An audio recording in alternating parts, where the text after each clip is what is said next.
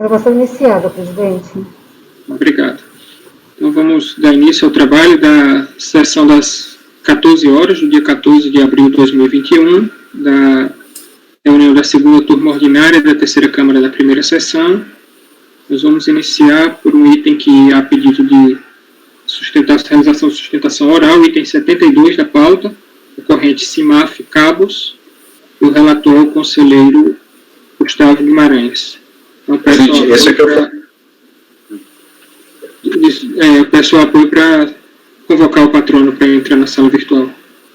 Só para lembrar, presidente, esse tem uma proposta de diligência, mas que acho prudente seguir o rito normal. Ah, tá, entendi. Ô, Gustavo, tem outro desse mesmo contribuinte, 71, não tem nada a ver, outra discussão. Ah, inclusive outro patrono. Tá. A gente segue o rito normal.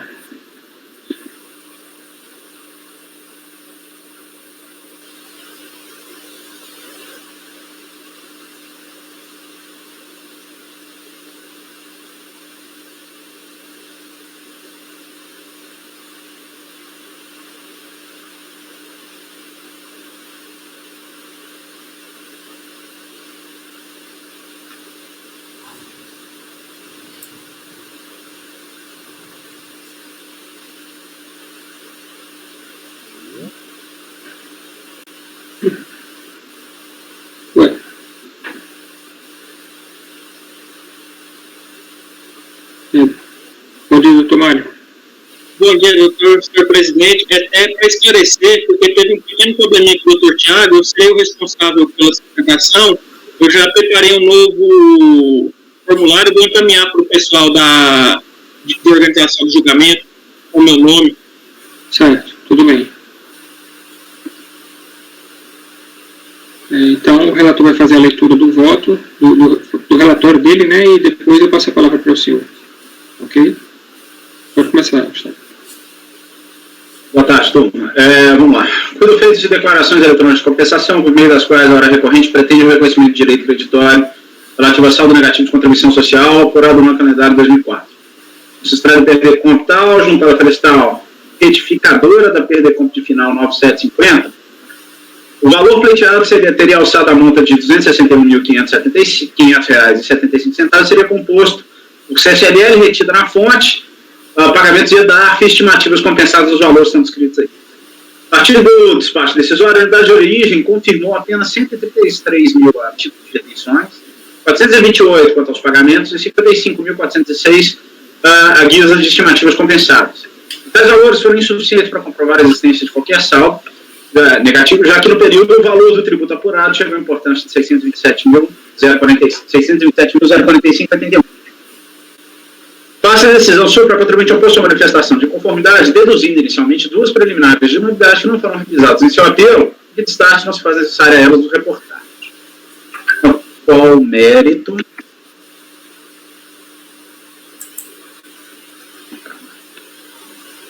Quanto ao mérito, e no que tange a retenção da CSLL pela fonte pagadora, sustentou que a unidade de origem não teria identificado o valor de 44 mil, por se tratar de montante destacado e antecipado por órgão quanto a receitas percebidas como uma filial, registrado no CNPJ de final 00224. Refutou, então, as conclusões contidas no DD, mormente porque, afirmou, por se tratar de filial, as retenções por elas suportadas, assim como as receitas percebidas, teriam que ser informadas centralizadamente na DIPJ da própria matriz. Em relação à parcela atinente aos pagamentos informados como componentes do saldo negativo entendido, a interessada esclareceu que a diferença apontada pela douta autoridade fiscal referia-se, em verdade, a 4 recolhimentos extemporâneos realizados quanto aos meses de janeiro, abril, junho e julho de 2004. Objetivamente, a empresa explicou que teria providenciado a quitação do valor das estimativas dos meses rétimo, parte por meio de DARF e parte mediante compensação. Todavia, identificou erros na respectiva PRDComp e providenciou, assim, a sua retificação para reduzir os valores, essa aqui é uma revisão, os valores dos débitos nela descritos. Os recolhimentos extemporâneos anteriormente mencionados, realizados em março de 2009, se destinariam a extinguir os saldos dos débitos relativos às citadas estimativas após a retificação da DECOMP mencionada. Despacho, o fato acima descrito teria, de um lado, reduzido o montante de estimativas quitadas por compensação, e outros 5 comprovada a diferença dos pagamentos não identificados pela DRE.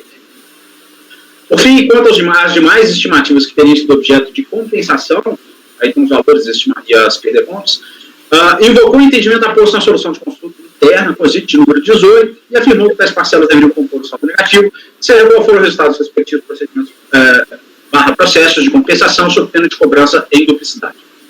O Estado a se pronunciar sobre o caso da RJ de Belo Horizonte por bem julgar improcedente a manifestação oposta ao, primeiramente, reconhecer a ocorrência da retenção da CSLL fonte relativa à filial da então impugnante, negando em seguida a possibilidade de adicional ao saldo do tributo, ante a não comprovação do oferecimento da respectiva receita à tributação.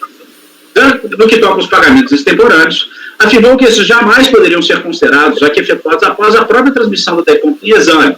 Em outras palavras, pelo que defendeu o relator do acordo ocorrido, o crédito não existia precisamente porque esses pagamentos não teriam sido feitos quanto da própria formalização do fundo de compensação. Finalmente, quanto às estimativas compensadas, a turma Cor esclareceu de pronto que a DECOMP de final 3392, que teria pretendido retificar a declaração original para aumentar o valor dos débitos ali informados, não foi admitida. Assim, e considerando os valores originariamente descritos, entendeu aquele colegiado que as alegações apresentadas pelo manifestante não são inócuas, tendo em vista que o débito em questão não está declarado. Frase entre aspas. A sujeito foi cientificada do acórdão, por meio do qual inicialmente pediu a distribuição de feita à primeira turma ordinária da segunda Câmara, ante uma alegada prevenção, já que aquele colegiado já teria recebido outro recurso colegiado pela empresa, quanto a processo em que se discute a compensação que também teria sido de análise pelas partes decisórias constantes desse processo. Tanto no que toca aos pagamentos, de toda a argumentação relativa às retificações de perder-pontos e aos dados temporariamente recolhidos, quanto ao problema das estimativas compensadas, a interessada praticamente reprisou o conteúdo de sua manifestação de conformidade. Dando que pertine a CSLL fonte, acrescentou as razões já declinadas em primeiro grau a ocorrência de uma inovação da parte da DRJ, normalmente porque, segundo afirma, aquele colegiado havia reconhecido a retenção, deixando de considerá-la, contudo, por motivos não apontados pelo despacho decisório, falta de oferecimento da respectiva receita de tributação. Ao final, pediu provimento do seu apelo, o reconhecimento de direito creditório e a homologação de suas compensações, e ainda, sucessivamente, a conversão do julgamento em diligência. Mesmo relatório, presidente. Obrigado. Doutor Marcos, só uma dúvida. A procuração, em nome dos senhores autos? Tem subestabelecimento do doutor Tiago há um tempo desse processo em meu nome também.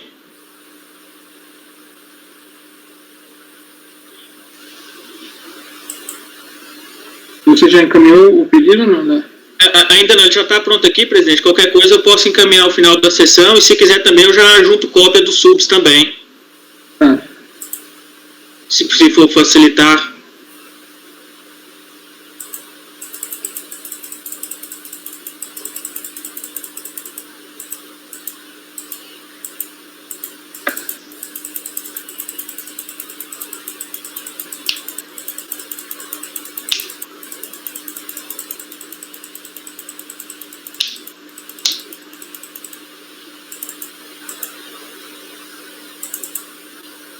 Eu criei o subestabelecimento do Dr. Tiago.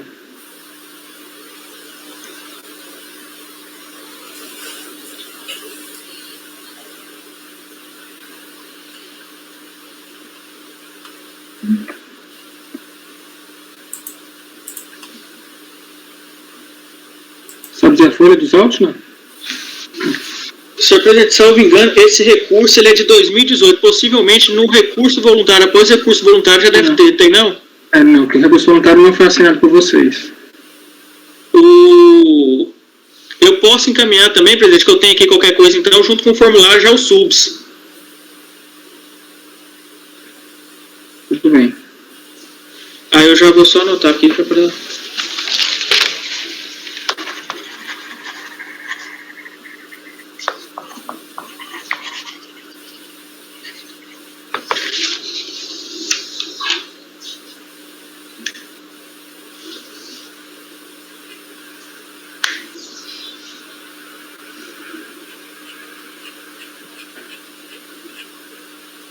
Eu tenho a palavra por 15 minutos, tá?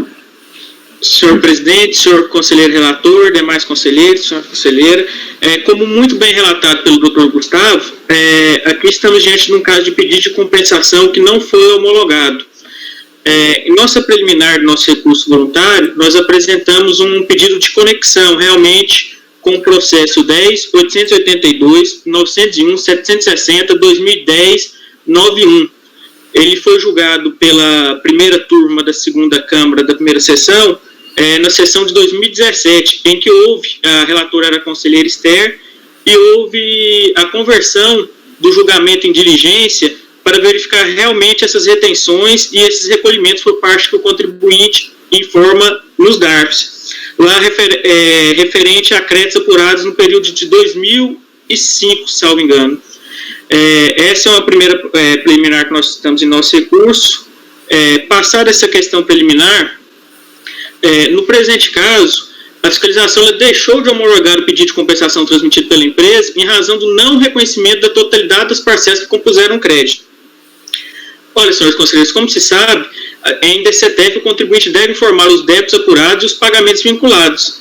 Pois bem, a partir desse confronto de informações constantes nas DCTF de 2004, com os valores de CSL apurado no mesmo ano, pode-se apurar a exata origem do saldo negativo de 261.575, que foi utilizado pela empresa como informa no pedido de compensação como devido. Portanto, para se chegar a esse referido valor, a empresa necessariamente apurou um recolhimento de 888.546,56, dividido entre retenções, DARFs e estimativas compensadas. Contudo, a fiscalização ela não confirmou a totalidade desses valores, motivo pelo qual a empresa passou a juntar os comprovantes e a documentação que comprova o referido crédito. Como muito bem relatado, em relação à CSL fonte, o despacho decisório, apesar de ter reconhecido a existência das retenções na fonte, indeferiu a compensação, como foi muito bem posto no relatório, por estarem relacionados a CNPJ diferente do que consta na Perdecomp. Senhores conselheiros, essa diferença corresponde a retenções ocorridas pelo pagamento realizado por órgãos públicos a uma filial da própria empresa. Todos foram informados na DIPJ e na DECOMP, essa questão. Nesse sentido, não pode o despacho decisório indeferir a compensação da CSL retida na fonte para pagamentos realizados à filial, já que nos termos do artigo 15 da Lei 9779 de 99, a DCTF e a DIPJ deverão ser efetuadas de forma centralizada pelo estabelecimento matriz. Dessa forma, senhores conselheiros, fica evidente no despacho que foi comprovado o montante retido na fonte e esse acaba por compor toda a apuração do saldo negativo. Nesse sentido também, cumpre destacar, senhores conselheiros, que no processo que eu citei, que nós pedimos a conexão, o final 2010-91, os mesmos documentos aqui foram anexados naquele processo. E a DRJ decidiu de forma diversa, reconhecendo as retenções e as composições desses valores no saldo negativo utilizado. Então, dessa forma, senhores conselheiros, resta demonstrado que o montante de 44.416,78 foi retido na fonte e deve ser considerado para fins de composição do saldo negativo do período. Com relação à desconsideração dos valores recolhidos pela recorrente, a fiscalização, nesse caso, ela alega uma insuficiência de valores recolhidos via DARF, que totaliza 54.445,38. Essa diferença apontada refere-se a DARF recolhido de forma extemporânea, como já foi dito no recurso voluntário, por consequência da retificação da Perdecomp e da redução do valor do débito a ser compensado para 55.406,31. Devido a essa retificação que ocorreu, 3 pagamentos antes identificados como outras compensações na DCT foram substituídos por DARFs. No nosso recurso voluntário, a gente até descreve o período de cada DARF que veja. Por exemplo, o primeiro trimestre de 2004, referente a janeiro, conforme pode ser verificado na DCT, primeiro trimestre de 2004, o débito 148.014 de CSL, apurado em janeiro, foi pago em seguida de 73.820,60 em DARF e 74.427 em DCTF. Entretanto, o valor informado da compensação foi retificado para 55.406. Portanto, a empresa recolheu a diferença através de um DARF de 19 mil. Outra diferença em relação ao segundo trimestre de 2004, frente a abril, que também foi feita uma alteração, que foi informada, e a compensação foi substituída por um DARF do mesmo valor, de R$ 18.595,90. E no segundo trimestre de 2004, que também houve essa alteração, e foi incluído no mesmo período um DARF no valor de R$ 96.265,50. No terceiro trimestre de 2004, outro DARF extemporâneo recolhido pela empresa para pagamento de CSL no valor de R$ 73.232. Diante desses recolhimentos de DARF, em razão das retificações e da não homologação em outras PERDECOMPs informadas nas DCTFs, restou-se um exato valor de R$ 207.115,27, que foram desconsiderados pela Receita. Senhores conselheiros, o último ponto aqui que diz respeito às estimativas compensadas. Houve a demonstração na manifestação de conformidade que a recorrente informou a compensação para saldo negativo CSL encontrada após a apuração anual do lucro real referente ao ano calendário de 2004, totalizando um recolhimento de estimativa maior de 261.500, que foi informado, isso porque seus DCTFs, a recorrente indicou PERDECOMP relativa a outros valores encontrados como saldo negativo, que também foi explicada a origem deste saldo.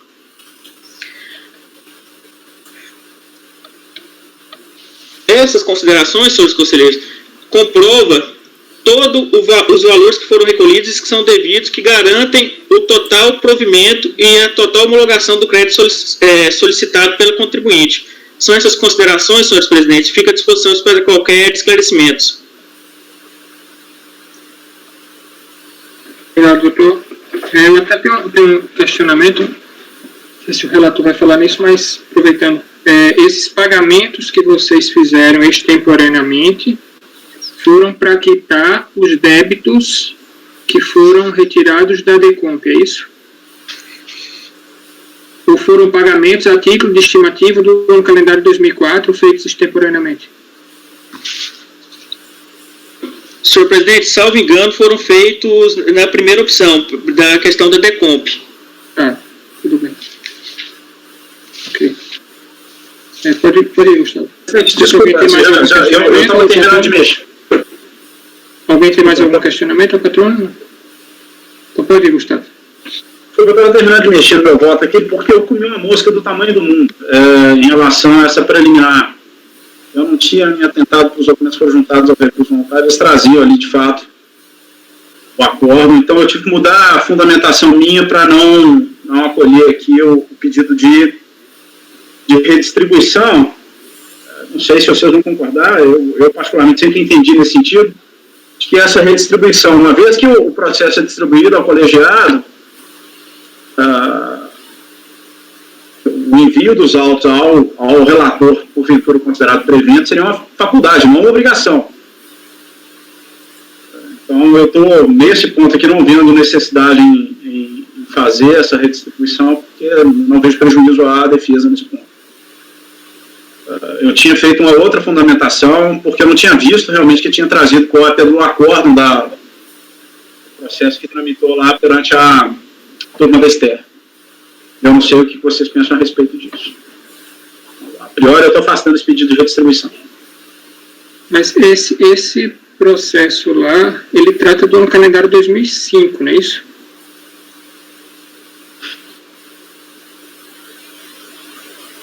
É o ano calendário 2005? Não, pelo acordo que está aqui, não. Então eu olhei errado de novo. Peraí, vamos ver aqui. O acordo que você está falando, qual é? De que folhas? Logo após o recurso voluntário. A partir da folha 319, é isso? Isso. Esse acordo é desse processo. Ah! Esse aqui? Não, Esther. É da DRJ, perdão. Não, então tá. Então permanece o que eu coloquei lá, presidente. Não é isso que eu estou vendo, não. Peraí, desculpa. Deixa eu procurar aqui. Tá lá no folha 90 e 195. Não, esse aqui é da... O acordo que está aqui em primeiro é da DRJ. A resolução é da Esther, Aí depois vem uma Mas resolução... lá é no calendário 2005. Ah, então beleza. Então mantém aí o que eu coloquei, presidente. Então mantém a fundamentação. Eu fiz bobagem aqui. O fato dos dois terem origem no mesmo despacho decisório, mas se tratarem de créditos distintos, acho que não teria problema, né? E mais que isso, né? Aí persiste o que eu falei. Eu não tenho acesso aos autos. Eu não consigo afirmar se os fatos que estão sendo sustentados para apontar a conexão, eles são verdadeiros ou não. Eu estou afastando essa preliminar, tá? Ricardo. Pelo que eu estou entendendo, estamos falando de... A única conexão seria porque houve um só despacho decisório para 2 processos, é isso?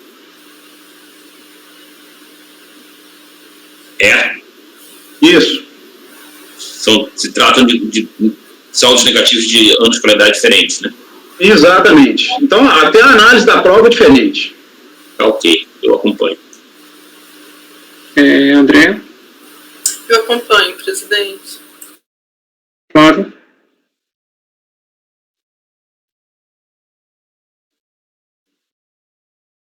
Desculpa, presidente, acompanho. Carlos? Como relator também, presidente. Então, pode prosseguir.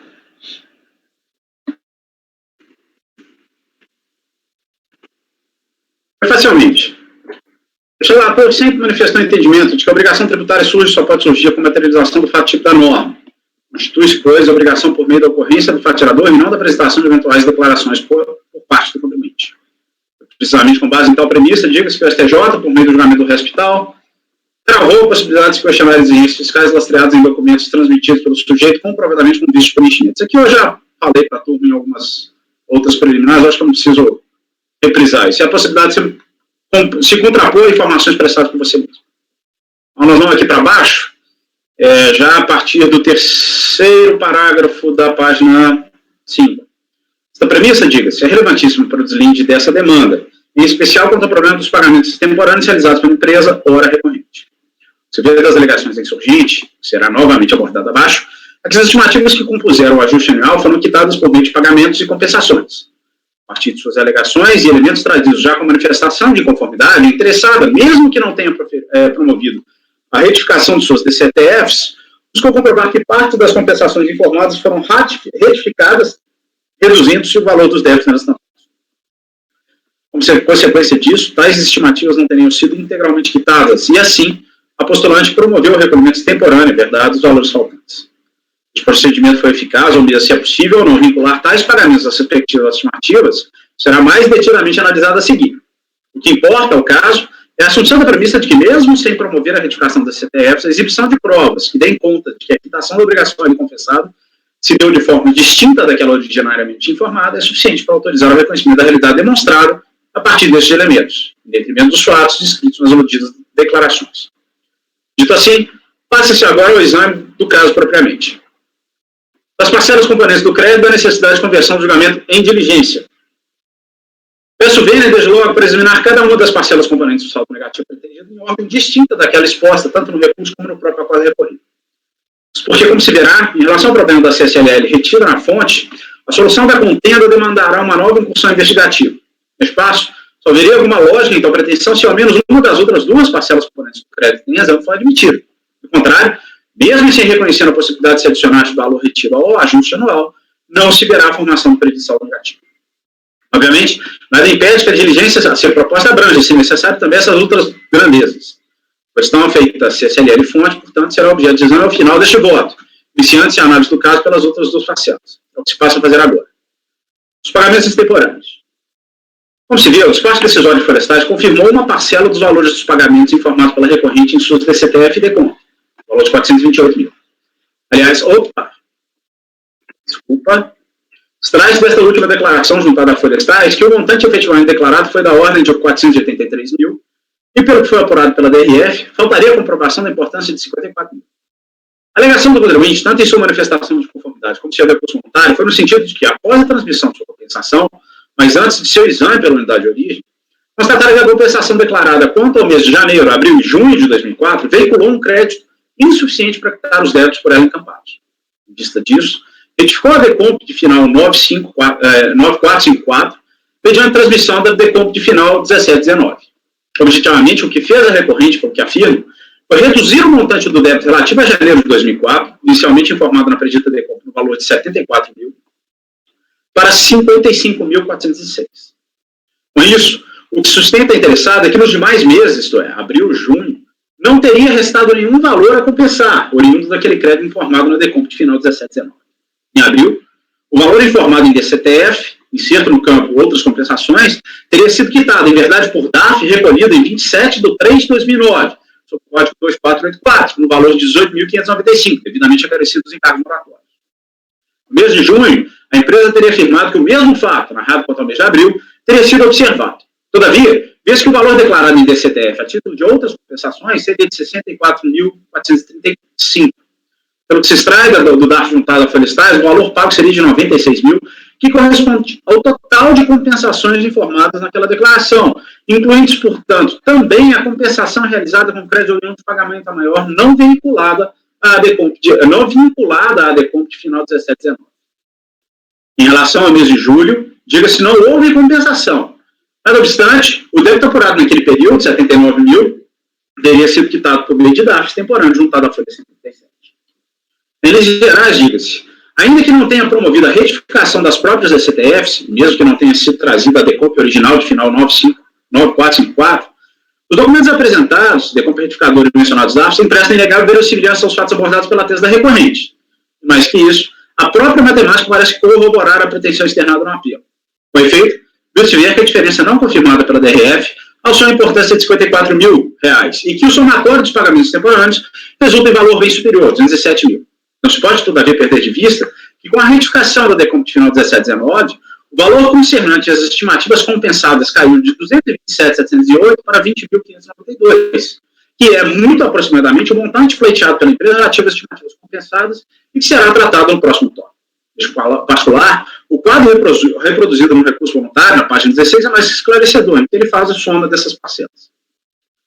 O resultado acima apontado como defendido pela interessada é precisamente o valor da diferença entre o montante informado pela empresa em suas declarações e as parcelas confirmadas pela DRF. Agora, do ponto de vista fático e matemático, os argumentos sustentados parecem verdadeiros, salvados alguns esclarecimentos adicionais que serão objeto de diligência. Do ponto de vista jurídico, não restam dúvidas que as parcelas devem compor o saldo negativo. Isso precisamente por força da premissa aventada no tópico 1 supra. Veja que, para afastar a tese deduzida pela interessada, a DRJ afirmou que os valores pagos posteriormente à transmissão das DECOMPs em exame não compuseram até então o saldo negativo pretendido. Veja, aí eu transcrevo. Permita agora fazer considerações tanto sobre o prisma técnico-dogmático como sobre o plano metajurídico. Viu-se ver no tópico 1 supra que a obrigação tributária surge com fato gerador das ações, e por isso mesmo é perfeitamente possível que os complementos sustentem ou defendem a imprestabilidade das declarações por eles prestadas. Para que tal defesa, entretanto, seja aceita, é necessário, sim, que as provas que lhe dão laço sejam apresentadas. As vertentes, a empresa quitou as estimativas de janeiro, abril e junho por meio de DARF e compensações. As obrigações, portanto, confessadas pela empresa em sua DCTF já estavam extintas. E, diga-se, não se sujeitava a qualquer condição resolutória, porque, em caso, se a interessada não tivesse promovido a retificação das DECOMP, informadas nas aludidas DCTF, aplicar-se-ia a espécie o parecer normativo de número 2/2018, sobre o que nós reformaremos mais abaixo. O que fez a interessada, todavia, foi, observando a insuficiência dos créditos informados para quitar a integralidade dos débitos escritos nas previstas compensações, retificá-las dentro do prazo legal e efetuar o pagamento dos saldos remanescentes antes de qualquer procedimento investigativo que seja. As previstas estimativas foram pagas, ainda que não na forma descrita na DCTF, e mesmo que somente após a transmissão da DECOMP tratada neste processo. É verdade que a recorrente, curiosamente, não retificou as próprias DCTF, e por isso mesmo, ao caso, não seriam aplicáveis as disposições do artigo 138 do CPN, consciente entendimento sedimentado na jurisprudência do STJ. Todavia, como se observa das guias juntadas às folhas 155, todos os regulamentos foram feitos com seus respectivos encargos obrigatórios, incluindo sem a multa regulamentar de 20%. Em gerais, todo o procedimento feito pela recorrente seguiu os estritos da lei, e até a aprovação do despacho decisório de folhas 82 não havia nada que impedisse de proceder como tal. E diga-se, o fato das DCTF não terem sido retificadas não afasta cuidados das informações agora examinadas à luz, insistas, de tudo que foi exposto no tópico 1. E como dito, sob um vértice não jurídico, calcado no conceito absoluto de justiça, a decisão agora proposta não é só tecnicamente sustentável, como também é moralmente aceitável. Com efeito, A empresa poderia ter, pura e simplesmente, mantido incólumes as DECOMP transmitidas para quitar as previstas estimativas sem promover a sua retificação. Neste caso, tais estimativas ainda seriam aceitas para a formação do saldo negativo de 2004, com base no entendimento aposto no já mencionado PN 02 de 2018. Caberia à União cobrar os valores confessados naquelas compensações por meio dos instrumentos cabíveis, inscrição em dívida ativa e posterior execução fiscal. Neste passo, o procedimento adotado pela recorrente garantiu, de fato, que sobre os débitos confessados não fosse aplicada a multa isolada prevista pela Lei 10.637, mas outro sim impediu que os cofres públicos fossem onerados, seja pela falta de recursos informados nas DECOMP, seja pelos custos próprios aos consequentes processos de cobrança. Ao fim de contas, a empresa se socorreu de procedimento muito mais benéfico para ela e para a própria União, ainda que a luz do por vezes mencionado PN 2 de 2018 fosse-lhe franqueada adotar uma postura passiva. A única questão que pode, de alguma forma, derrubar parte dos argumentos acima, frisa, diz respeito à estimativa de julho, que não foi afetada de qualquer forma pela retificação promovida pela DECOMP final 1719. Pelo que se extrai da informação constante da IPJ, já mencionada agores, não há informações quanto à extinção da estimativa por meio de compensações, mesmo parciais. Assim, essa parcela componente do saldo negativo só foi quitada, de fato, em 2009, por meio de guia de regulamento juntado a florestais. Só que, mais uma vez, eu preciso frisar que, mesmo que o pagamento tenha sido feito após a transmissão do DECOMP, objeto dessa demanda, ela ocorreu antes de qualquer procedimento formal da parte da administração pública, inclusive antes do próprio despacho decisório preferido desses autos. O que a DRJ está defendendo, ao fim e ao cabo, é que a interessada somente poderia ter transmitido a DECOMP depois de efetuados os pagamentos agora tratados. E isso, tal qual demonstrado acima, conflita abertamente com o entendimento destacado no tópico supra, e ainda com a possibilidade legal do contribuinte quitar a destempo as obrigações confessadas, desde que o faça com reprimendos necessários em cargos legais. Outro entendimento, diga-se, encerraria inclusive o enriquecimento sem causa por parte da administração parlamentar. O relator, contudo, só não admitirá neste momento o aproveitamento dos valores agora tratados, porque, como não houve uma retificação das DCTFs, os pagamentos a comprovados pelos dados juntados ao feito podem ser vinculados a outras obrigações ou aproveitados em processo de compensação de indébitos tributários. Além disso, e como já afirmado, a empresa não trouxe ao feito a DECOMP retificada, da qual constavam os débitos originalmente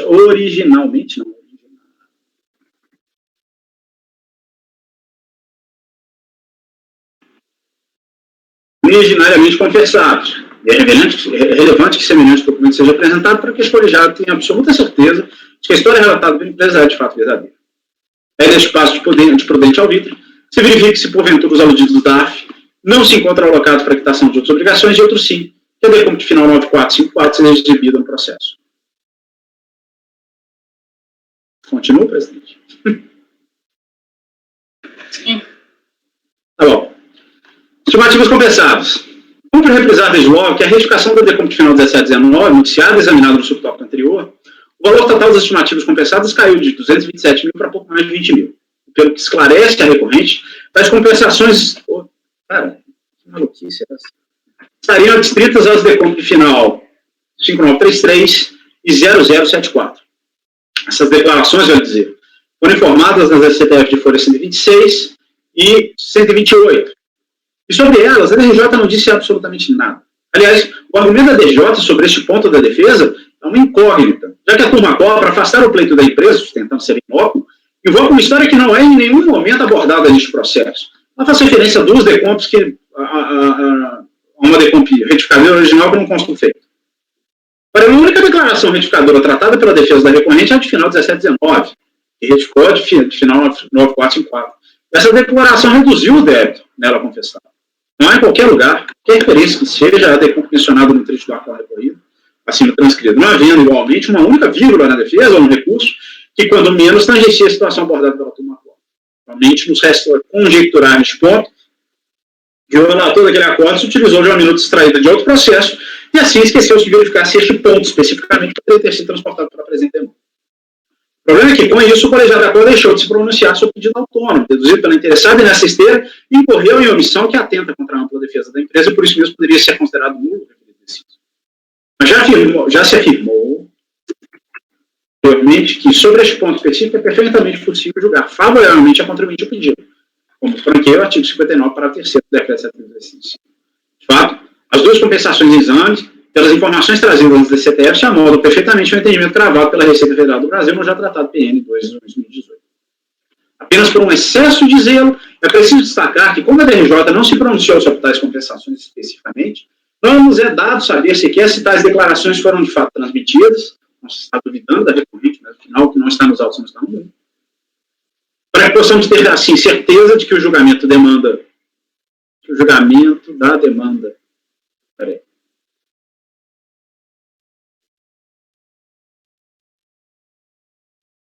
Essa frase ficou completamente sem sentido. Bom, a certeza que o julgamento demanda também seria relevante saber quando as preditas de compra foram transmitidas e se elas realmente se referem aos débitos tratados pela DCTF, Florestais, Apio e MAI. CCL retido. Finalmente, quanto a esta última parcela, o acordo recorrido afirmou textualmente que o valor total de R$ 177 mil estaria comprovado a partir de informações retiradas dos próprios sistemas informatizados da Receita.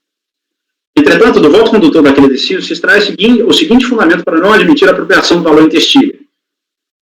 Basicamente, a Receita não há provas de que a Receita teria sido tributada. Aqui, o contribuinte teria informado um valor total de receita de 528 e pelas DIF o valor total de receita seria de 18 milhões.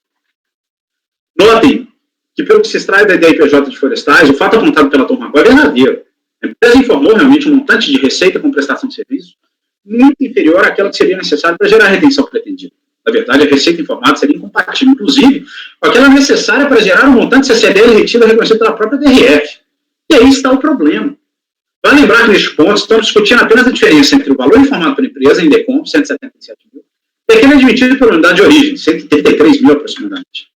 E essa diferença não foi reconhecida pela DRF apenas porque ela cometeu um erro ao desconsiderar a retenção realizada pela Petrobras em relação a uma filial interessada. Acho que o Flávio caiu.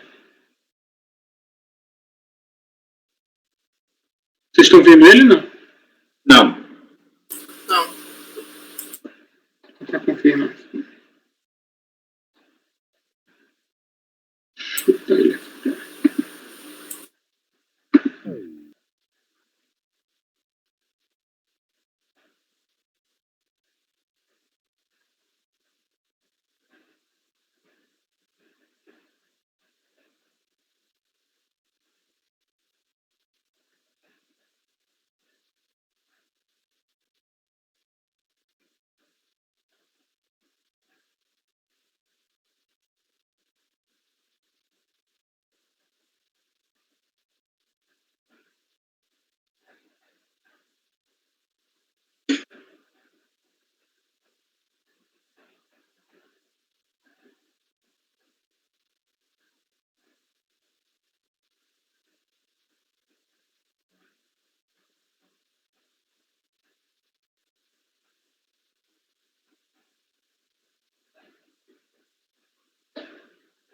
Problema no computador.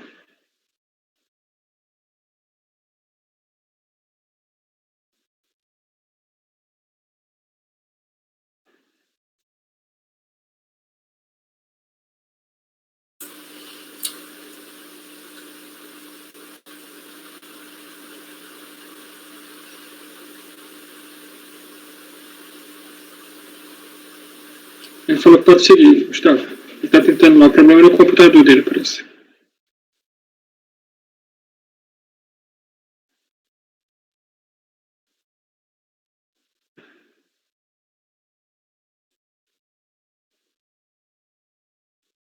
É fechado seu áudio. Deixa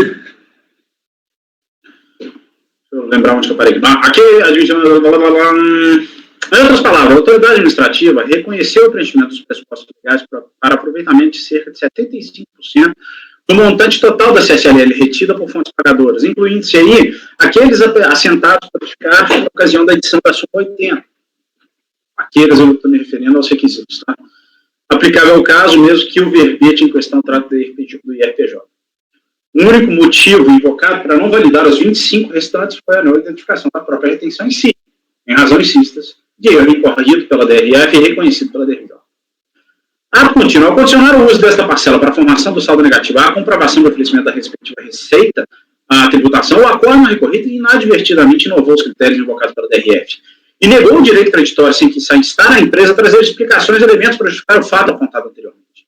Houve aqui uma inovação, com supressão de instância e ainda um desrespeito à ampla defesa ante a falta de oportunização interessada para comprovar a liquidez e certeza do seu pleito. e que nem se diga que semelhante inovação seria resultado da dialética processual. Destaque-se novamente que a DRF analisou e validou mais de 75% dos valores repetidos da recorrente, de sorte que presume-se enfrentou o problema da tributação dos rendimentos correspondentes. E mais disso, o percentual restante, vale reprisar, não foi admitido por erro da própria administração. O fato é que a recorrente, que para a recorrente, a única prova que lhe caberia até então produzir era aquela feita a retenção em si. A DRJ, por sua vez, cabia, uma vez atestada a retenção, a julgar parcialmente procedente o pedido da contribuinte de determinar o retorno dos autos da DRF, para que ela se apreciasse o preenchimento dos pressupostos legais atinentes dessa parcela, especificamente, ou, em atendimento ao princípio da economia processual, converter o julgamento de diligência para solicitar esclarecimentos insurgentes sobre o problema aventado na parcela do acórdão, transcrita acima. A única opção que não existia para todo julgador era negar o direito requerido, porque, como já dito, semelhante decisão desrespeita o devido processo, e mais importante, a ampla defesa. Poder-se-ia agora sustentar que a empresa ainda teve a oportunidade de esclarecer o fato destacado pela DRJ e trazer agora os elementos que pudessem demonstrar o preenchimento do requisito descrito pela súmula 80. E, realmente, a recorrente neste ponto foi absolutamente omissa, fiando-se apenas no argumento atinente à inovação intentada pela turma atual. Nada obstante, a inovação de fato ocorreu. E este colegiado agora enfrentaria o mesmo dilema destacado a Lures. Poder-se-ia dar provimento parcial a apelo para determinar o retorno dos autos da DRF, tal qual afirmado em A supra, ou poderíamos, desde logo, reinstruir o processo. Essa última alternativa é, sem sombra de dúvidas, a que mais respeita o princípio da economia processual e mais, que efetivamente garante que as respostas necessárias dos lindes da contenta sejam corretas e suficientemente obtidas. E notem, com tal pretensão, esse relator não está reinaugurando a fase instrutória ao RP das regras encartadas no artigo 16, inciso 4, decreto 7235. Por óbvio, não há como reinaugurar algo que nunca ocorreu. A recorrente nunca foi, em qualquer momento, por quem quer que seja, instada a trazer uma única prova ou explicação sobre a parcialidade. Como já pude manifestar em casos passados, se o ônus da prova, quanto à liquidez e certeza do crédito requerido, é do contribuinte, não se discute que não seja, é ônus e dever da administração pública de tornar os julgadores, enquanto responsáveis por presidir a instrução processual, conceder à contribuinte a oportunidade para justamente se desincumbir de tal ônus.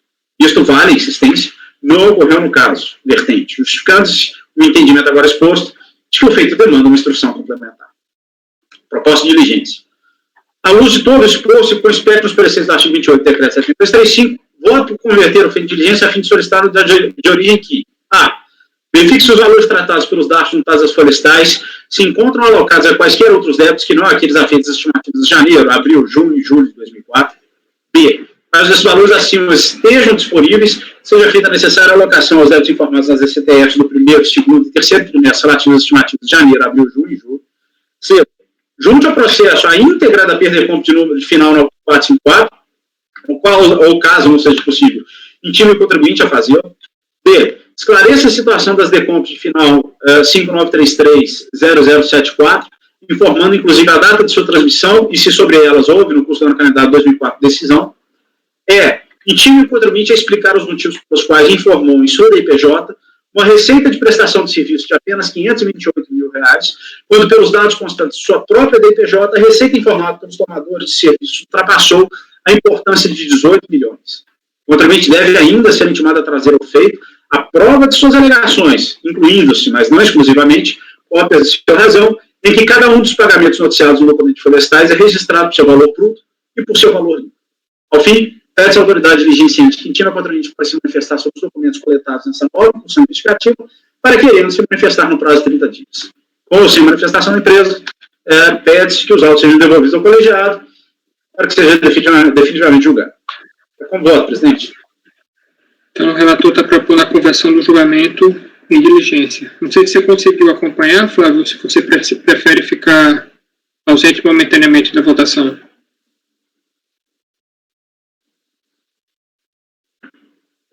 Está ouvindo, Flávio? Está ouvindo? Acho que ele não está ouvindo. Enfim, com algum problema do computador aqui, gente. Não sei tá, você conseguiu acompanhar ou prefere ficar ausente? Eu não ouvi, eu já tinha lido. Tá, conseguiu acompanhar então. Aqui, tá travando. Enfim. Tranquilo. Ah, mas eu consegui acompanhar, Paulo. Eu já tinha lido. Certo. Os quesitos. Alguém quer comentar alguma coisa ou podemos passar para a votação? Vamos lá. Ricardo.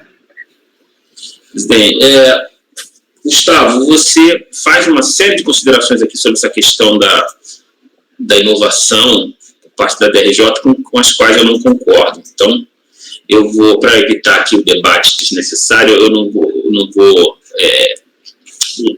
entrar muito nessa questão, eu peço para acompanhar pelas conclusões. E só com relação aos pontos que você faz o pedido ali da diligência, assim,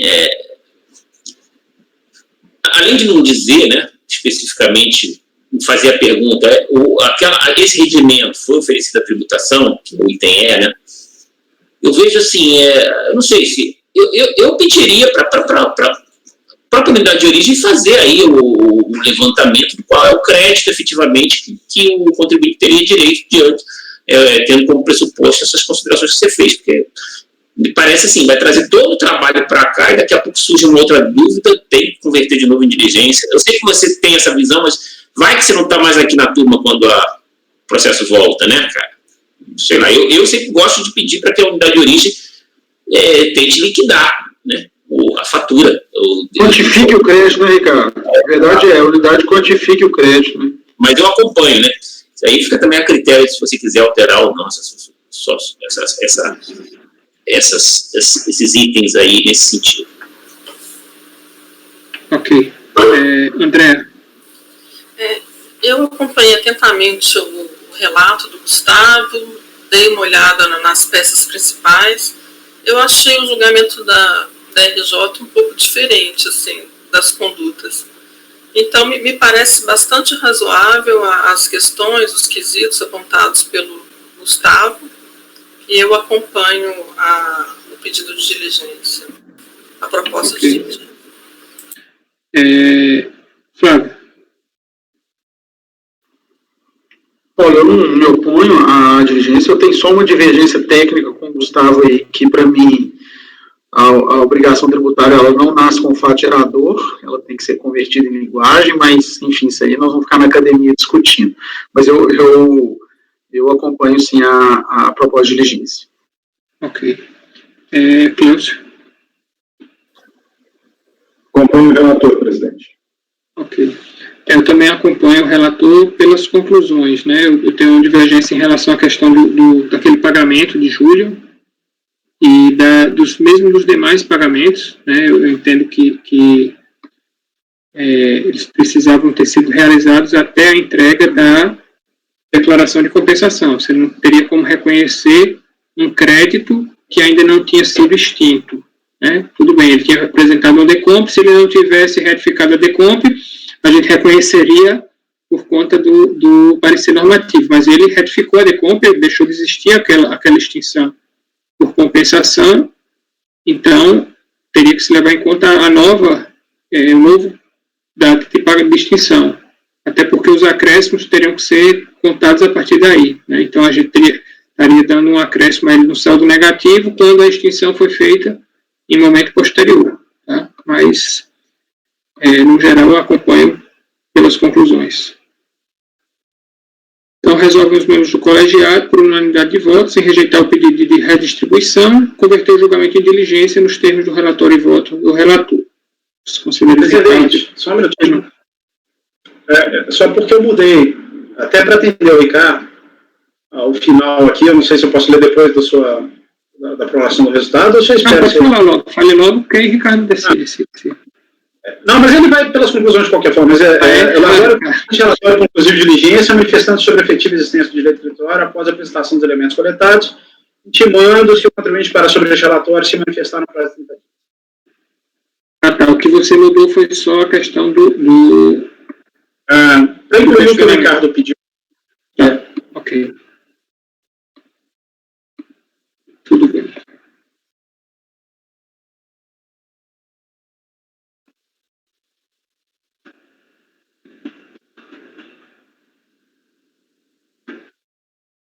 Então, ok, doutor. O julgamento vai ser convertido em diligência. E os conselheiros Ricardo e Paulo votaram pelas conclusões do relator. Ok, muito obrigado, senhor presidente, senhor relator, demais conselheiros. E, presidente, já vou encaminhar o pedido, o formulário, junto com os subs, ok? Ok, tudo bem. Muito obrigado. Nós vamos então agora para o item 66, enviar um pedido de acompanhamento. Então, eu peço a Val que solicite a entrada do patrono na sala virtual. Um minuto, por favor. Corrente. Recorrente Geoglenha, relatora é a conselheira Andréa. Item 66 da pauta, doutor Marcelo, seu processo será julgado agora. Por favor, verificar mensagem privada em site. Item 66 da pauta, doutor Marcelo, seu processo será julgado agora. Por favor, verificar mensagem privada no site. A pena ser votada. Obrigado.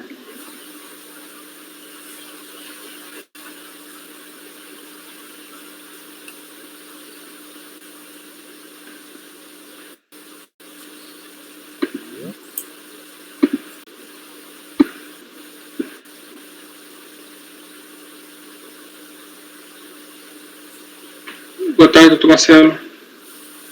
Boa tarde, estão me ouvindo? Tudo bem, estamos sim. Nós vamos fazer o julgamento do item 66, né, que o senhor vai acompanhar o julgamento. Exatamente. A palavra está com a relatora, a doutora Andréa. Eu peço que o senhor só deixe o microfone fechado.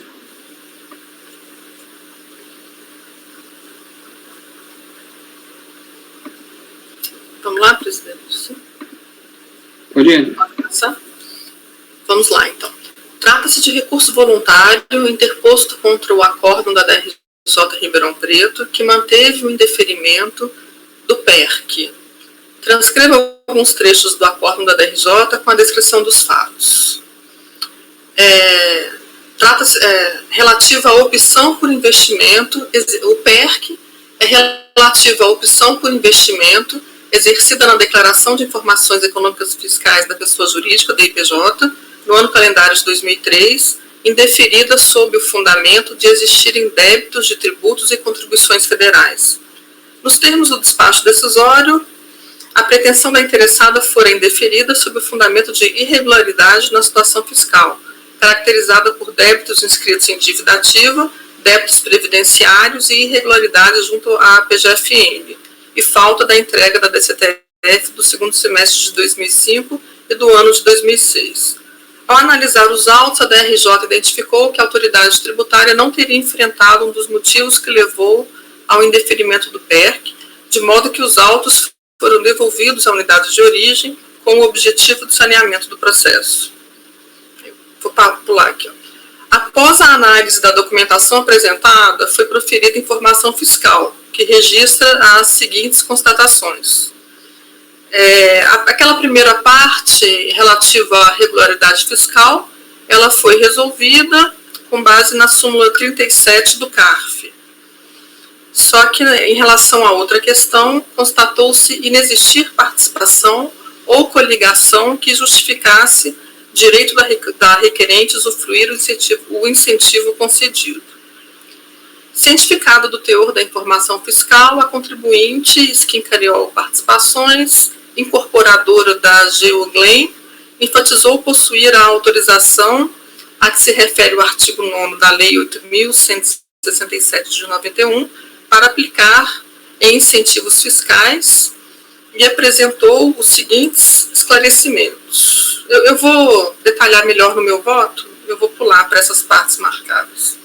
O acórdão da DRJ limita a lide.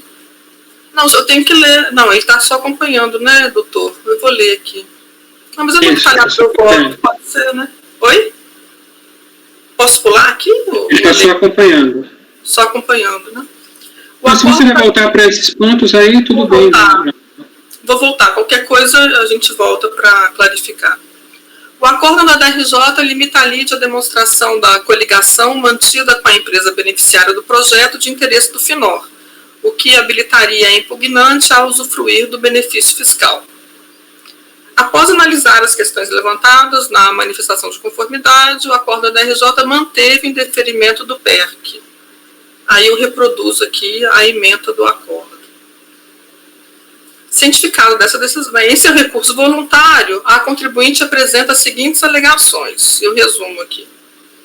Que o artigo 9º da Lei 8.167 de 91 autoriza pessoas jurídicas ou grupo de empresas que, isolado ou conjuntamente, detenham pelo menos 51% do capital votante de sociedade titular de projeto beneficiário do incentivo a aplicar recursos em projetos considerados de interesse para o desenvolvimento regional, que, de fato, a beneficiária dos incentivos do FINOR era a pessoa jurídica Primo Skincariol, Indústria de Cervejas e Refrigerantes do Nordeste S.A., que, à época da opção pela aplicação e incentivos, a Geoglen, cuja denominação social em referido período era Skincariol Administração Patrimonial, integrava grupo de coligadas que controlava aquela pessoa jurídica incentivada. Primo Skincariol Indústria de Cervejas e Refrigerantes do Nordeste, conforme o organograma do grupo. Eu reproduzo aqui a imagem, mas depois eu detalho isso melhor. No item seguinte, esses valores aqui de participação, a recorrente detalha cada um deles, indicando nos documentos dos autos como que eles foram obtidos, aqui no item D. Vou passar para frente aqui.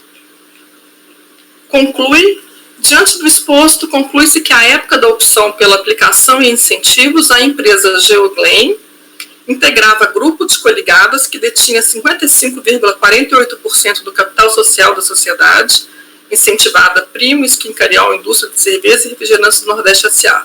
Logo, restaram preenchidos os requisitos do artigo 9º da Lei 8.167 de 91, merecendo ser acolhido o PERC formulado. Aí eu reproduzo aqui o pedido e destaca-se que a recorrente Geoglen foi incorporada pela empresa Skincariol Participações e Representações S.A. É o relatório. Posso passar para frente? Pode passar, por favor. Conheço do recurso voluntário por ser tempestivo e por preencher os requisitos de admissibilidade. Aqui no mérito. Quanto ao indeferimento do PERC, a controvérsia se limita à verificação do enquadramento da recorrente no âmbito dos conceitos de participação conjunta e empresas coligadas para fins da fruição do benefício previsto no artigo 9º da Lei 8.167 de 91. Aí aqui, eu destaco aqui no texto os pontos principais, mas eu no final aqui, eu repito esses itens e o que motivou a minha decisão. Ao analisar a possibilidade de fruição do incentivo fiscal pela empresa Geoglen, a fiscalização concluiu que a requerente incorporadora não cumpria os requisitos do artigo 9º, conforme informação fiscal. Aí aqui eu reproduzo, né? Aqui eu vou ler o último parágrafo. Por meio do livro de registros de ações nominativas da Skincariol Participações e Representações, incorporadora da Geoglen, pelos registros efetuados, não constatamos participação ou coligação alguma que justificasse que a recorrente tem direito a usufruir do incentivo concedido. Assim, entendemos não possuir a requerente incorporadora autorização para investir em projeto considerado de interesse para o desenvolvimento, descumprindo, portanto, o artigo 9º da Lei 8.167. A decisão da DRJ também foi nesse sentido. Aí eu reproduzo, mas é exatamente a mesma motivação. A recorrente defende que integrava o grupo de coligadas que controlava a Primo Skincariol, que é a Primo Nordeste, beneficiária dos incentivos do FINOR. No intuito de comprovar as suas alegações, apresenta documentos e o organograma do grupo empresarial, no qual a empresa Geoglen aparece com a denominação Skincariol Administração. Aí eu marco aqui em amarelo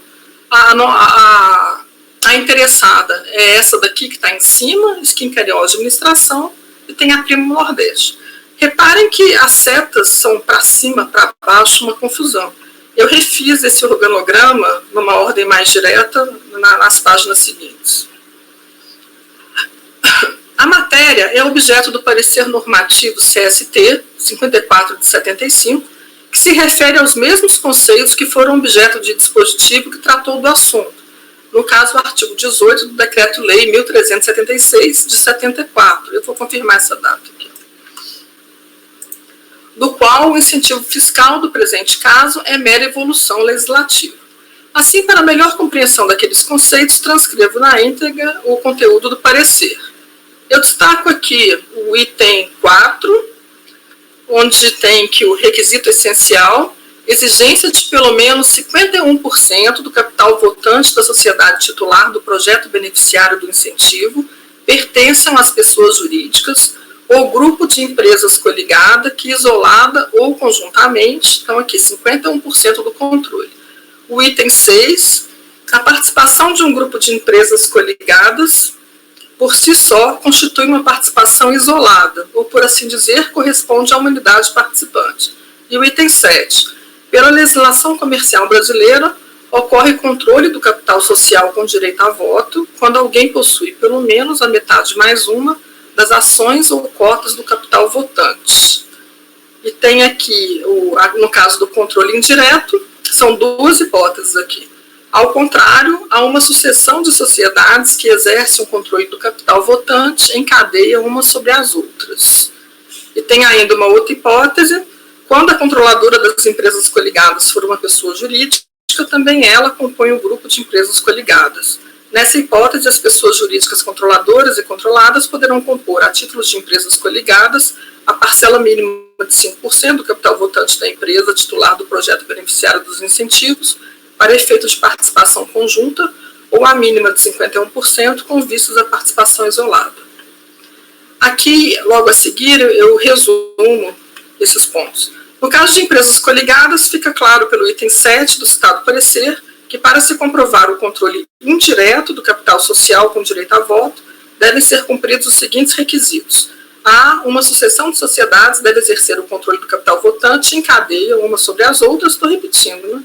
B. Quando uma controladora das empresas coligadas, pessoa jurídica, compuser o grupo de empresas coligadas, as pessoas jurídicas controladoras e controladas poderão compor, a título de empresas coligadas, a parcela mínima de 5% do capital votante da empresa titular do projeto beneficiário dos incentivos para efeito de participação conjunta, ou a mínima de 51% com vista da participação isolada.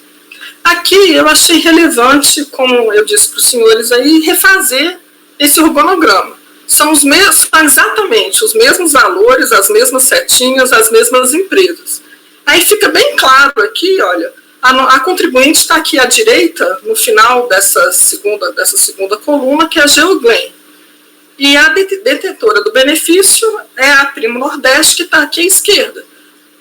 Pela mera análise aqui do organograma, verifica-se que ela não tem, que a Geoglen não tem nenhum controle sobre a Primo Nordeste.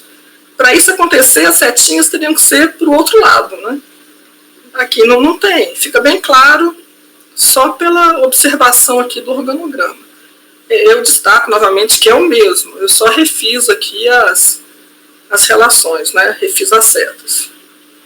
Como se percebe pela análise do organograma reorganizado, a recorrente Geoglen não possui qualquer participação societária que compõe o controle do capital votante da detentora do benefício, que é a Primo Nordeste. No período em análise, verifica-se que apenas as empresas Primo Itu, como controladora direta, e Skin Cariol Participações, como controladora indireta, poderiam pleitear a fruição do benefício cuja titularidade é da Primo Nordeste.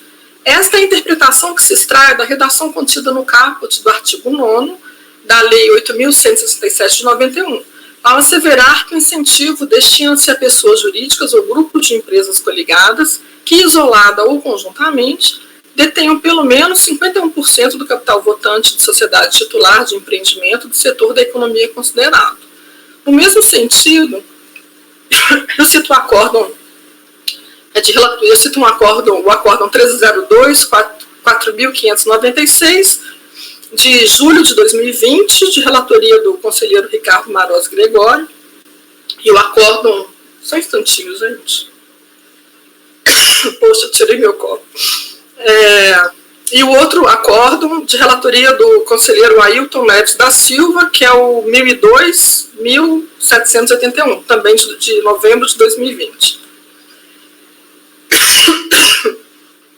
Os demais documentos trazidos aos autos, com ênfase para os apresentados com recurso voluntário, contrato social e alterações, não demonstram que a recorrente teria o controle direto ou indireto, por meio de grupos de empresas coligadas, do capital votante da Primo Nordeste, nem indicam que o organograma ou os valores correspondentes às participações seriam diferentes do esquema apresentado pela interessada em seu recurso.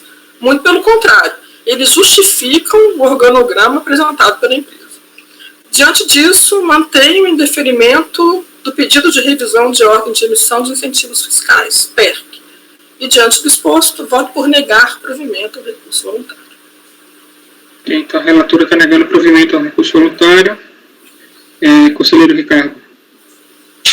E parabenizando aí a relatora, que ficou bem didático aí a explicação do voto. Obrigado aí pela citação. Acompanhe. Gustavo. Eu vou parabenizar a Andréia também, porque de início eu achei que a gente ia se voltar para aquela discussão sobre conceito coligado, ia dar uma confusão dos diálogos, mas foi realmente muito didático, e esse quadrinho aqui, para mim, foi espetacular para entender o que aconteceu. Ela realmente ela não detém participação, ela é participada pelas outras, mas ela não tem qualquer participação na detentora do benefício. O relator. Flávio. Qual é o relator, presidente? Cleusa.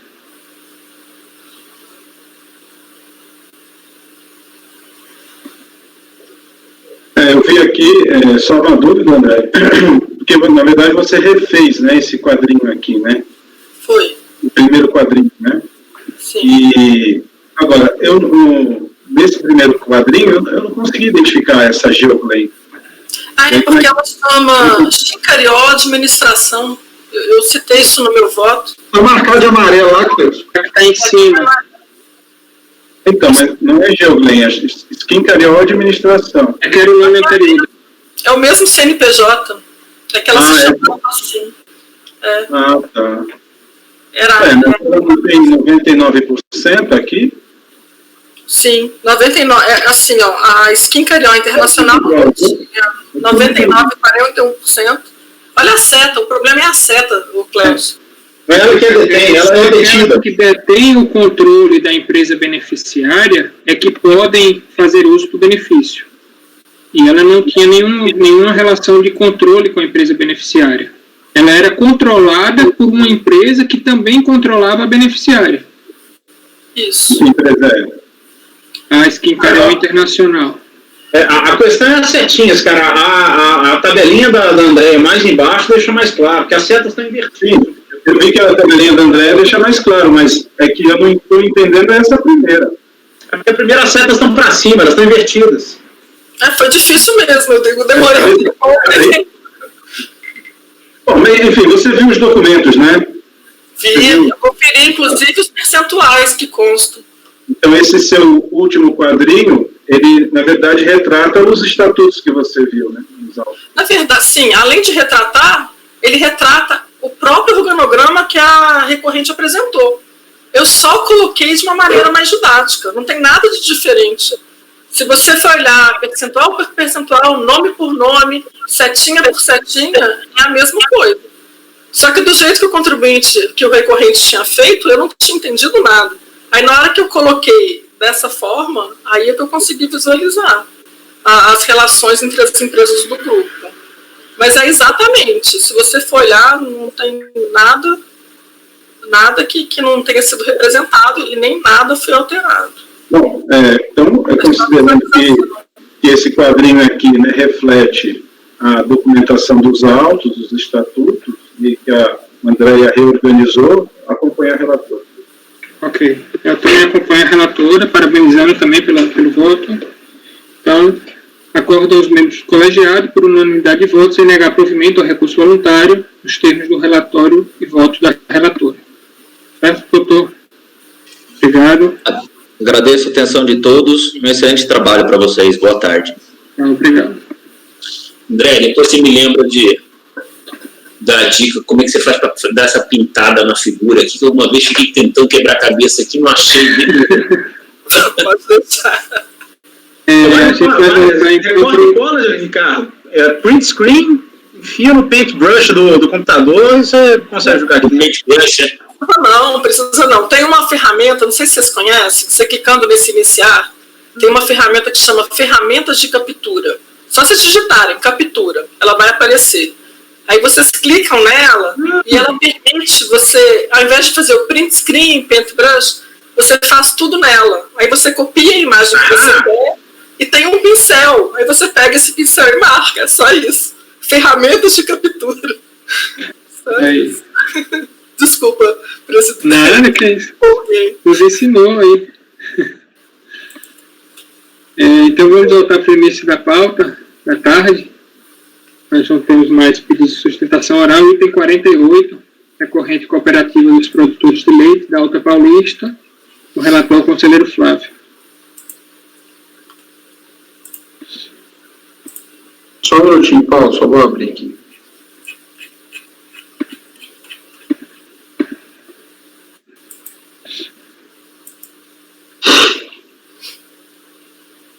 Posso começar, presidente? O presente processo trata de auto de infração lavrado em fase do contribuinte cooperativo dos produtores de leite da Alta Paulista, hora recorrente, através dos quais foram constituídos créditos tributários de contribuição social relativos aos anos calendários 2000 e 2001, além de ter sido aplicado penalidade motor isolado pelo não recolhimento das estimativas mensais da contribuição naqueles anos calendários. No que tange ao auto de infração que constitui o crédito tributário de contribuição social, o agente atuante consignou que o contribuinte do curso do processo de fiscalização informou que a origem das deduções das bases de cálculo da contribuição social efetuadas nos anos 2000 e 2001, nos valores de 5.400.000 e 171.000, respectivamente, referem a atos praticados com cooperados. Contudo, entendeu-se na motivação do lançamento que não há previsão legal para que as cooperativas excluam da base da contribuição social as operações realizadas com cooperados relativamente aos anos 2000 e 2001. Com este entendimento, foi feita a glosa das deduções das bases de cálculo, constituindo o crédito tributário da referida contribuição sobre a totalidade do resultado apurado pela cooperativa no período. Aplicou-se ainda multa de 75%. Por outro lado, em outro auto de infração, também controlado pelo agente processo, eu nunca tinha visto isso, eles pegaram 2 autos de infração, até a princípio as matérias são distintas, mas os 2 estão controlados aqui no mesmo processo, tá? O agente atuante aplicou multa isolada com base no que dispõe o artigo 44.1 e parágrafo 1º, inciso 4 da 9.430, pelo fato de o contribuinte ter deixado de recolher estimativas mensais da CSLL nos anos de 2000 e 2001. Devidamente timado, o contribuinte apresentou extensa impugnação administrativa, que os argumentos foram assim sintetizados pela DRJ de Ribeirão Preto. Aí eu transcrevo. Contudo, aquela DRJ entendeu por bem julgar como parcialmente procedente de impugnação administrativa apresentada para reduzir tão somente o percentual da multa isolada aplicada, tendo em vista o princípio da retroatividade. Nos demais pontos foi mantido o lançamento realizado pela fiscalização. Então, só se reduziu a multa isolada. Não concordando com a parte que restou sucumbente, o recorrente apresentou recurso voluntário, no qual não renova as preliminares que haviam sido aduzidas na impugnação administrativa. No mérito, se manifesta acerca da não incidência da CS sobre o resultado das sociedades cooperativas, em especial o resultado decorrente dos denominados atos cooperativos. Em argumento subsidiário, o recorrente se injure contra as penalidades aplicadas, argumentando que seriam abusivas, confiscatórias, além de configurarem bis in idem. Ato contínuo, os autos foram remetidos ao CARF e posteriormente distribuídos. Posso ir em frente, né, Paulo? Tá. Tempestividade, é tempestivo e cumpre os demais requisitos. Hoje, pessoal, eu não sei se eu tenho necessidade de ler tudo. Essa questão aqui está meio que batida. É a incidência da contribuição social sobre os denominados atos cooperativos. Nós temos a súmula 83, que fala que, mesmo antes da vigência do artigo 39 da 1085, que retira que autoriza essa dedução, digamos assim, ela também já era possível a realização dessa dedução. Então, acho que a súmula está bem clara, né? Aí eu trago alguma questão de doutrina aqui para mostrar que o resultado decorrente do ato cooperativo, ele não é da cooperativa, e sim do cooperado. A cooperativa é utilizada apenas como meio para o cooperado exercer sua atividade, seja ela de trabalho, seja ela de produção. Então o resultado é sempre do cooperado e nunca da cooperativa. Então, por isso, a não incidência no caso da contribuição social também, e não só do imposto de renda. Aí eu venho aqui depois da doutrina. No presente caso, a fiscalização não critica e ou aponta qualquer vício contra a prática dos atos cooperados, uma vez que a motivação do lançamento, como demonstrado a Lures, é no sentido de que não há previsão legal para que as cooperativas excluam da base de cálculo da CS as operações realizadas com cooperados. Assim, não devem prevalecer as glosas das exclusões de operações com cooperados no valor de 5 milhões, referente ao ano calendário 2000, e no valor de 171 mil, no que tange ao ano calendário 2001. Afastando essas glosas, entretanto, ainda remanesce o resultado de 27 mil para 2000 e 19 mil para 2001, que a princípio são decorrentes de práticas de atos não cooperativos. O contribuinte não se suja acerca desses valores. Pelo contrário, quando no início do processo de fiscalização, o próprio recorrente promoveu as retificações de suas DCTFs justamente para constituir os créditos tributários de CS decorrendo daqueles resultados, que não estariam abarcados pela não incidência daquela contribuição. A retificação não foi admitida pela fiscalização, uma vez que não haveria mais como ser considerada a espontaneidade do contribuinte. Desta feita, se vota por dar provimento parcial ao recurso voluntário para afastar as glosas e exclusões dos valores que se referem a resultados decorrentes de operações pouco operados, mantendo o lançamento tão somente quanto ao resultado de 27 mil na anualidade de 2000 e 19 de 2001, que a princípio é decorrente da prática de atos não cooperativos. E aí, só uma parte aqui, Paulo, eu estou falando em a princípio, porque não existe defesa. Para mim, isso daqui está com cara de resultado de aplicação financeira, mas eu não tenho como insurgir. Como o contribuinte mesmo confessa quando ele retifica a DCTF, acho que não tem maiores discussões. Ok. Vamos botar esse ponto aí logo primeiro, né? Ricardo. Acompanho. Gustavo. Acompanho. André. O relator, presidente. Cleus. Acompanho o relator, presidente. Essa parte aí está bem clara, né, Flávio? Que é ato cooperado. A motivação do lançamento foi que ele não podia excluir ato cooperado. Tranquilo. Ok, eu acompanho o relator. Tá. Das penalidades na possibilidade de aplicação comitando da multa de ofício muito isolado. Prevalecendo o voto deste relator no sentido de agora eu vou colocar prevalecido, né? Prevalecido no sentido de manter a plena constituição do crédito tributário relativo ao resultado obtido pela prática de atos não cooperativos e, por consequência, sendo mantida a penalidade incidente sobre a constituição de ofício de parte do crédito tributário, deve ser afastada a aplicação da multa isolada pelo não recolhimento das estimativas. Aí, nesse caso, pessoal, também, para cortar a conversa, eu estou aplicando a súmula 105, que aí não tem discussão, aqui não tem distinguish, nós estamos falando em ano de 2000, 2001, a diferenciação aqui que é feita para não aplicação é só a partir de 2007, e então, para mim, não tem muita discussão, e ainda estou invocando aqui com relação ao caráter confiscatório, que ele alega das penalidades, eu estou invocando a súmula 2 pela impossibilidade de pronunciar sobre inconstitucionalidade. Então, assim, eu estou votando nesse ponto para afastar, aqui é para dar provimento, né, ao recurso voluntário, para afastar a aplicação da multa isolada aplicada pelo não recolhimento das estimativas mensais. Ok.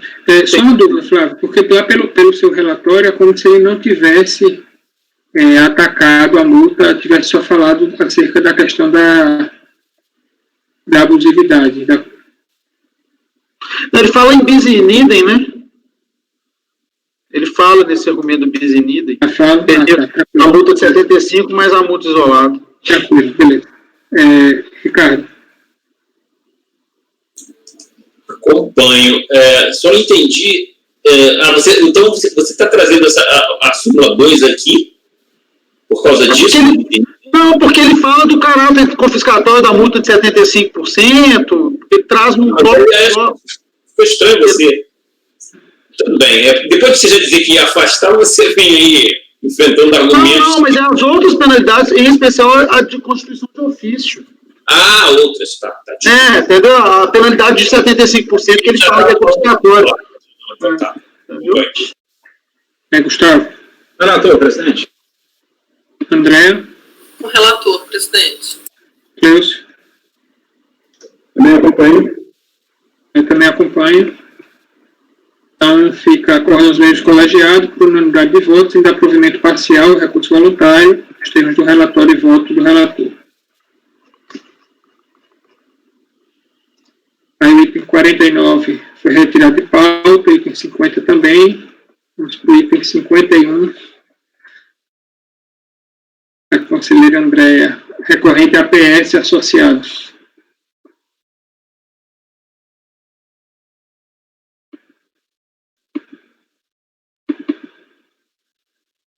Está fechado o seu áudio, André. Sim. Trata-se de recurso voluntário interposto em face do acórdão da DRJ Belo Horizonte, de 2015. O crédito tributário lançado se refere à exigência do imposto de renda retido na fonte no valor total de R$ 273 mil, incluindo multa de ofício de 75% e juros de mora, referente aos valores declarados em DIRF, que deixaram de ser recolhidos ou declarados em DCTF nos anos calendários 2010 e 2011. Aqui eu transcrevo a descrição do procedimento fiscal. Eu vou pular, porque eu sempre detalho melhor no meu voto. A DRJ analisou as razões apresentadas pelo interessado em sua impugnação e decidiu pela sua improcedência, mantendo o crédito tributário integralmente. Transcrevo aqui a ementa do acordo. Em sua defesa, no recurso voluntário, a contribuinte reitera as razões já apresentadas em sua impugnação. Aqui, com ênfase, aqui, o relatório da decisão recorrida seria o cerceamento do direito de defesa e do arbitramento. São os dois pontos que ela ataca. Aqui eu transcrevo os pedidos, é o relatório, presidente. Pode continuar. Eu conheço do recurso voluntário por ser tempestivo e preencher os requisitos de admissibilidade, preliminar de nulidade. Aqui eu me tirei, assim, nesse voto especificamente, eu me utilizei da prerrogativa do RICARF, o parágrafo 3º do artigo 57, porque a contribuinte, em nenhum dos pontos, ela traz nada de diferente. Aí eu vou tentar ler aqui quais são as conclusões. Conforme relatado no recurso, a contribuinte reitera argumentos apresentados em sua impugnação e conclui pela nulidade da autuação por cerceamento do seu direito de defesa. Essa matéria foi tratada pela DRJ e eu adoto as razões apresentadas na decisão recorrida. Eu não resumi aqui, eu vou ler, aí eu pulo alguma coisa que já tenha sido falado. Alega a impugnante que teriam sido violados os princípios da ampla defesa, da legalidade e o da motivação. Portanto, o auto de infração seria nulo. Aqui a DRJ cita o artigo 59 do PAF e o artigo 60. Em que pese ao pedido da impugnante de que seja reconhecida a nulidade dos lançamentos, não se acha no processo nenhuma falha que pudesse ensejar a aplicação das normas referidas no parágrafo anterior, nem sequer para determinar a realização de medida saneadora. É infundada a arguição de que faltaria ao lançamento fundamentação ou motivação. Ora, tanto no corpo do lançamento fiscal, como no termo de verificação fiscal que o acompanha e integra, o auditor fiscal descreve concisamente, mas com os pormenores necessários, as circunstâncias que, a seu ver, caracterizam as infrações imputadas, bem como os fundamentos jurídicos e, de fato, das exigências fiscais. Presume-se que, diante da semelhante arguição, essas peças não foram lidas, ou então se está diante de um óbvio equívoco. No termo intitulado Descrição dos fatos e enquadramento legal, está expresso que a fiscalização constatou falta de recolhimento do imposto de renda retido na fonte, incidente sobre pagamento de rendimento do trabalho assalariado, conforme descrito no termo de verificação fiscal. Os fundamentos jurídicos também estão indicados sob o título Enquadramento legal, e são já reproduzidos no relatório dessa decisão. No termo de verificação fiscal, por todo exposto, conclui-se que a descrição dos fatos está completa e é suficientemente clara para possibilitar a ampla defesa. Do termo de verificação fiscal, extrai-se que a fiscalização encaminhou ao contribuinte pela via postal o termo de lista de revisão interna, onde o interessado foi intimado a prestar esclarecimentos, aqui tem que tirar, comprovando ou justificando as diferenças apontadas no programa DIRF-DARF, conforme a R de folha 5. Passado o prazo concedido para atendimento da intimação e não tendo havido manifestação por parte do contribuinte, as solicitações foram reiteradas em termo emitido em 30 de junho de 2014 e recebido pelo contribuinte via postal. Acho que seria até necessário, né, André, ler mais? Eu também acho, Está bem tranquilo. Se alguém discorda aí, pode passar, né? Então rejeita a preliminar. Então rejeitar a preliminar, né? No mérito.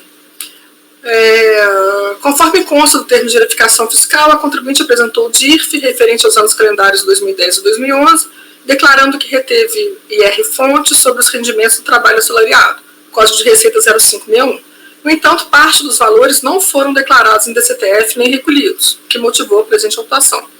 Destaca-se que, apesar do título da contestação apresentada pela contribuinte ser arbitramento, esta se manifesta, de fato, quanto ao percentual aplicado para a multa de ofício, que afirma ser de 225%, e que a multa seria confiscatória.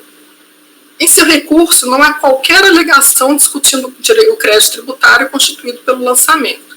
Eu até reproduzo aqui o primeiro parágrafo, tá vendo aqui, ó, do arbitramento, eu acho que talvez eu tenha suprimido alguma coisa. E ela alega, as alegações são da multa, de 225%. A multa de lançamento de ofício, aí que eu uso um termo padrão sobre o que é a multa de lançamento de ofício.